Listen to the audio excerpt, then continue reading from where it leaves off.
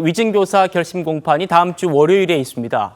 사실 이 사건은요, 공범이 이미 혐의를 인정했고 녹취까지 못 남아있기 때문에 비교적 간단한 사건으로 평가가 되죠. 그 녹취 일부 다시 듣고 얘기 좀 나눠보겠습니다. 너는 봐줄게. 그 이재명이가 한 걸로 하면 봐주자. 네. 이런 방향으로 좀 정리를 그때 했던 걸로 내가 기억하고, 네. 주로 내가 타겟이었던 거. 그냥 있는 대로 어차피 세월은 다 지났잖아요. 뭐 아니 뭐 거짓말 필요도 없고. 너무 오래돼서 뭐 기억도 뭐 사실 크게 기억도 잘 안 납니다. 사실은 안 나는데. 아무튼 그 필요하신 부분. 그러니까 이 사건이 매우 정치적인 거래가 있는, 그러니까 뭐 예. 그런 사건이었던 걸로 기억된다 예. 정도. 예. 이게 좀 전체적으로 예. 한번 얘기를 해주면 크게 도움이 될 것 같아요. 예. 어떤 식으로 방향을 이제 잡았으면 좋겠어요. 들으시죠? 예. 근데 제가 얘기해놓은 내용들 있으니까 그거 한번 보십시오. 한번 예, 보시고. 해주시면 예. 제가 거기에 맞춰서 뭐. 정혁진 변호사님. 네네. 민주당 지도부는 이것도 지금 짜깁기 된 거다라고 주장하고 있잖아요. 그리고 있는 그대로 얘기해달라고 한 것뿐이다라고도 얘기를 하고 있습니다.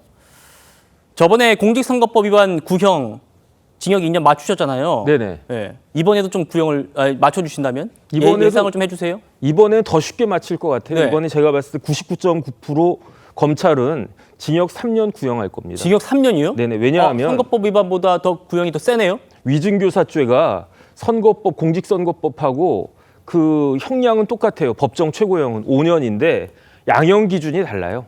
양형 기준이 공직선거법은 그 가중 요소가 있을 때 2년까지 하는 게 좋겠다 이렇게 권고하고 있는데 위증교사죄는 가중 사유가 있을 때에는 3년까지 처하는 게 좋겠다 이렇게 되어 있거든요. 그러니까 제가 봤을 때 거의 99% 검찰에서는 네. 징역 3년을 구형할 것이다. 왜 그러냐면 가중 요소를 크게 세 가지 들고 있거든요. 첫 번째, 위증보다 위증교사죄를 더 강하게 처벌합니다. 제가 판례 같은 것들 쭉 사례를 찾아봤더니 위증한 사람보다 거의 99% 이상이 위증을 교사한 사람을 더 강하게 처벌했어요. 왜냐하면 위증보다 위증을 교사한 것이 더 나쁜 거기 때문에 위증을 교사한 사람이 그 위증으로 인해서 실질적인 이익을 보는 사람인 경우가 대부분이기 때문에 네. 그렇기 때문에 위증교사 더 강하게 처벌하고요.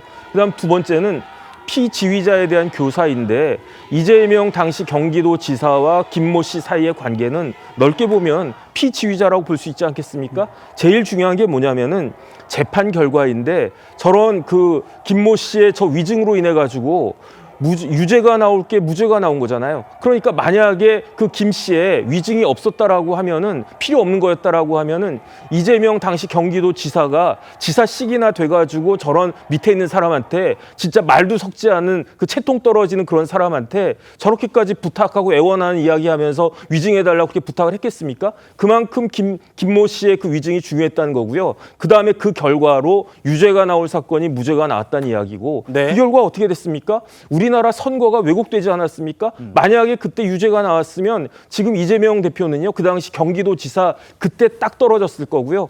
그 다음에 그렇게 되면 어떻게 됐겠습니까? 지금 저런 정치인 행세 자체를 갖다가 하지 못했을 것이다. 그러니까 이렇게 가중 요소가 차고도 넘치는데 그 양형 기준에서 그 이야기하고 있는 그 3년을 구형하지 않을 수 없을 것이다라고 저는 생각을 하고요. 그렇군요. 한 가지만 더 말씀을 드리면 네. 최근 5년 동안에 위증교사죄 가지고 예? 그 처벌을 받은 사람들이 있었는데 그걸 갖다 제가 찾아봤더니 실형을 받은 사람의 비율이 76.3%였어요. 통계군요. 통계로. 예. 그다음에 벌금 받은 사람은요.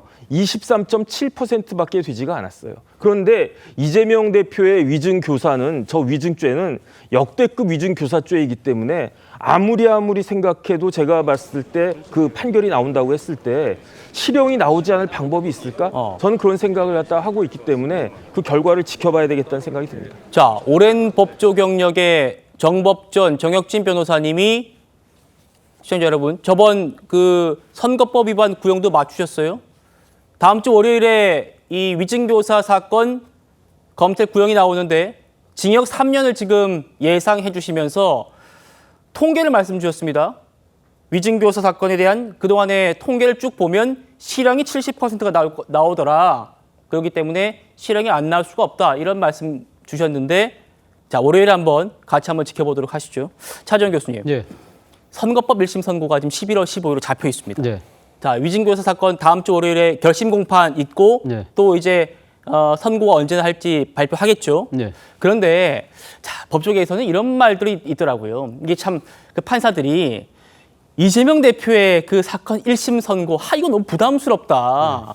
그래서 좀 누가 먼저 할까? 하나 좀 안 하면 안 될까? 좀 미루면 안 될까? 이런 얘기들도 하더라고요. 사실 그런 이야기 자체가 나온다는 것 자체가요. 저는 상당히 좀 부적절한 것이 아닐까 네. 싶는데 어쨌든 그러니까 법원 내에서 그런 소문이 돈다는 것 자체가 이 재판을 임하고 있는 재판부의 그만큼 심리적 압박감이 크다는 이야기인데요. 예. 그럴수록 그만큼 또 이 상당히 국민의 관심도 크고 또 무엇보다도 향후 대한민국의 지금 나아가는 방향에 있어도 미치는 영향이 크잖아요. 그것이 유죄든 무죄든. 그렇기 때문에 저는 아마 판사들께서 저는 아마 자신들의 여러 가지가 지금 업무 처리, 속도 뭐 그런 것들을 감안해서 하지 않을까 하는 생각이 들고요. 뭐 서로 눈치를 보고서 저는 뭐 이렇게 판결을 미루고 하는 부분들은 아마 저는 이 지금 국민의 한 사람으로서는 그냥 소문으로만 그치길 바랄 뿐입니다. 앞서 말씀하셨지만 사실은 지금 이재명 대표 이 지금 위정교사 이 부분은요. 사실은 이것이 그러니까 만약에 유죄가 된다고 한다면 유죄의 만약에 그러니까 이 판사가 그렇게 마음을 굳힌다고 한다면 네. 저도 형량은 상당히 높을 거라고 봐요. 그것은